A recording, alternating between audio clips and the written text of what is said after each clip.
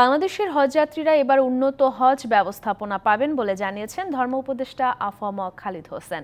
Jeddah প্রতিনিধি AR Noman জানান, Saudi আরবের জেদ্দায় হজ ব্যবস্থা কার্যক্রম পরিদর্শন করে এই কথা জানান উপদেষ্টা। এছাড়া বাংলাদেশের সার্বিক হজ ব্যবস্থাপনা প্রশংসা করেছে সৌদি সরকার। এবছর বাংলাদেশ থেকে সরকারি ব্যবস্থাপনায় ৫,১০০ জন সহ ৭০টি ট্রাভেল এজেন্সির মাধ্যমে মোট ৮৭,১০০ যাত্রী হজ পালন করবেন।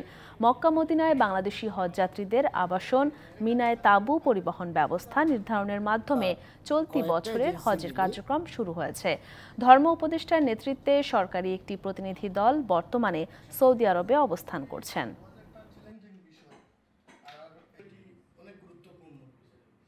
২০২৫ সালের জুন মাসে অনুষ্ঠেয় এই হজকে এটা অর্থবহ কার্যকর করার জন্য আমরা আন্তরিকভাবে প্রয়াস চালাচ্ছি।